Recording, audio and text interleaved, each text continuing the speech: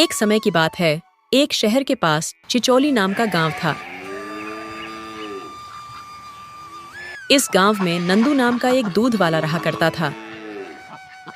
नंदू का दिन रोज सुबह अंधेरे में ही शुरू हो जाता था। नींद से उठकर नंदू सबसे पहले गौशाला साफ करता। बिल्लों को चारा खिलाना यहाँ नंदू का सबसे पहला काम था। नंदू बिल्लों से बहुत प्यार करता था। बिल्लो उसकी प्यारी गाय थी। बिल्लों की देखभाल में ही नंदू का सारा दिन गुजर जाता था। नंदू अपनी बूढ़ी दादी के साथ रहा करता था। नंदू के माता पिता उसके बचपन में ही गुजर चुके थे। नंदू अपनी दादी और घर का भरण पोषण बिल्लों का दूध बेचकर किया करता था। नंदू की गाय का दूध ताज़ा और शुद्ध होने के कारण पूरे चिचौली गांव में बहुत प्रसिद्ध था। सभी चिचौली निवासी नंदू से ही दूध लिया करते थे। नंदू सुबह होते ही अपने गांव में दूध बेचने के लिए निकल पड़ता। दूध ले लो, दूध ताजा ताजा दूध, आओ भाइयों बहनों, शुद्ध देसी दूध ले लो दूध। नंदू काका, मुझे 1 किलो गाय का दूध दे दो। यह लो सुमन, 1 किलो गाय का शुद्ध दूध। पूरे गांव की हर गली में नंदू गाय का शुद्ध दूध बेचा करता था। बस ऐसे ही दिन भर गांव गांव घूमकर नंदू का पूरा दिन कट जाता था। नंदू की तरक्की देखकर उसकी पड़ोसन हेमा को बहुत जलन होती थी।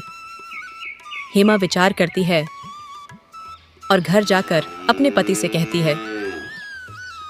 किशन लाल घोड़े बेचकर सो रहा होता है। अरे चीनू के पापा सुन रहे हो? दिन भर भैंस की तरह सोए रहते हो।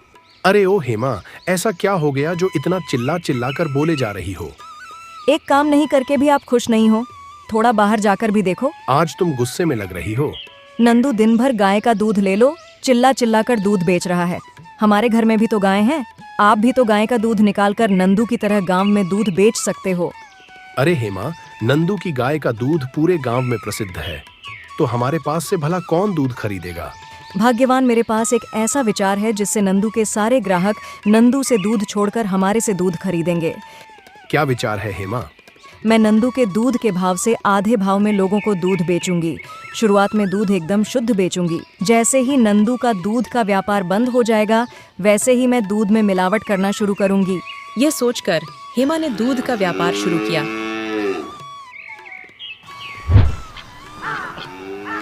अगले दिन सुबह सुबह हेमा दूध का घड़ा लेकर दूध बेचने के लिए गांव में निकल जाती है। पहले हेमा नंदू के ग्राहकों के पास जाती है।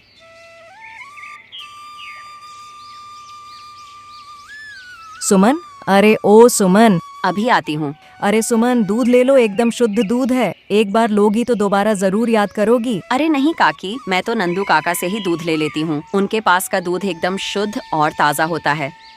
सुमन, मैं क्या खराब दूध दूंगी? क्या मेरा दूध उस नंदू के दूध से भी अच्छा है? नंदू के दूध से आधे भाव में दे रही हूँ। क्या सच में आधे भाव में? सुमन, आप दूध लेने में इतना सोच क्यों रही हो? पहले आप दूध ले लो, दूध अच्छा लगे तो ही दूध के पैसे देना। ठीक है काकी, आप कह रही हो तो दे दो। सुमन खूब खुश हो गई और सुमन को हेमा की गाय का दूध बहुत पसंद आया और सुमन ने यह बात पूरे गांव को बताई कि नंदू एक ठग है। फिर नंदू थोड़ा सा दूध निकालकर पड़ोसी गांव मिर्जापुर में बेचने जाने लगा। नंदू एक दिन अपने पड़ोसी गांव में अपना दूध बेच रहा था। तभी वहां एक ग्रामीण आकर नंदू को चिल्लाकर कहता है। नंदू, मैं तो तुम्हें अच्छा समझता था कि तुम्हारे पास का दूध एकदम ताजा है, मगर हेमा के पास का दूध तुम्हारे दूध से ज्यादा अच्छा है और तुम्हारे दाम से आधे दाम में है। नंदू चुपचाप ग्रामीण की सारी बात सुन रहा था। बिल्लो, बता, इसमें मेरा क्या कसूर है? ये सब गांव वाले ने मुझे गलत क्यों समझ लिया? क्यों समझा मुझे गलत? घर लौटकर नंदू बहुत दुखी हो रहा था।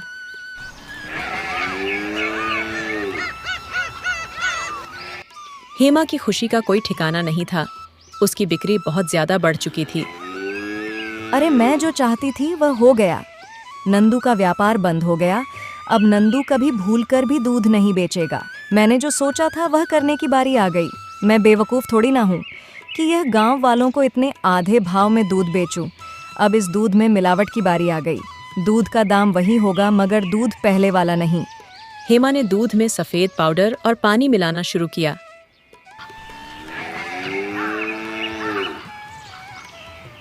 एक दिन गांव के सेठ के घर मुंशीलाल, तुम्हें तो पता ही होगा मेरी बेटी रीना का जन्मदिन है। हाँ सेठ जी, मुझे पता है कि आज आपकी बेटी का जन्म दिवस है और आप हर बार की तरह इस बार भी भोज का आयोजन करोगे जिसमें पूरे गांव वालों को निमंत्रण देना है। हाँ मुंशीलाल, तुम उसकी फिक्र मत करो। मैंने हरिया के हाथों पूरे गांव वालों को मेरी बेटी रीना के जन्मदिन में आने का निमंत्रण दिया है। तुम्हें पता ही होगा कि मेरी बेटी रीना को शुद्ध दूध से बनी खीर कितनी पसंद है। हाँ, तो तुम उस नंदू से दूध लेकर खीर बनाने के लिए गाँव के हलवाई चाचा को दूध दे दो। अरे सेठ जी, वहाँ नंदू तो एक नंबर का ठग है। उसने पूरे गांव वालों को अच्छे से बेवकूफ बनाया है। फिर मुंशीलाल ने नंदू की जो सारी बातें गांव में हो रही थीं, वह सारी बातें सेठ जी को बता देता है। अरे सेठ जी, आजकल वहाँ हेमा भी दूध बेच रही है। हेमा का दूध शुद्ध और ताज़ा होने के साथ साथ नंदू से आधे दाम में बेचती है। अच्छा, तो फिर तुम वहाँ हेमा से दूध लेकर हलवाई को दे दो, मगर हेमा को कहना कि दूध गांव के सेठ जी ने मंगवाया है। दूध एकदम शुद्ध और ताज़ा होना चाहिए। फिर मुंशीलाल सेठ जी के घर से चला जाता है। फिर सेठ सोचता है, मुझे तो मुंशीलाल की बातों पर विश्वास ही नहीं हो रहा है कि नंदू ऐसा कर सकता है। मुंशीलाल को हेमा रास्ते में ही मिल जाती है। अरे हेमा, मैं तुम्हारे घर ही आ रहा था मगर तुम रास्ते में ही मिल गई। मुंशीलाल काका, तुम मेरे घर क्यों आ रहे थे? मुझसे ऐसा क्या काम आप पड़ा? अरे हेमा, मुझे 10 किलो दूध चाहिए। क्या 10 किलो दूध? अरे हेमा, आज सेठ जी की बेटी का जन्मदिन है तो उसी के अवसर पर खीर बनाने के लिए दूध चाहिए था। हाँ, क्यों नहीं देती हूँ, ये लो पूरा 10 किलो दूध है। फिर क्या मुंशीलाल हेमा से 10 किलो दूध ले लेता है।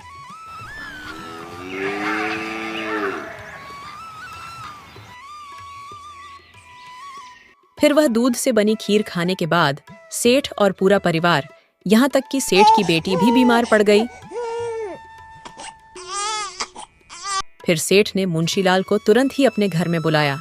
मुंशीलाल, तुम वहाँ दूध कहाँ से लेकर आए? वहाँ दूध की खीर जिसने भी खाई है, वहाँ सभी बीमार हो गए, यहाँ तक के कि मेरी बेटी के पेट में भी दर्द हो रहा है।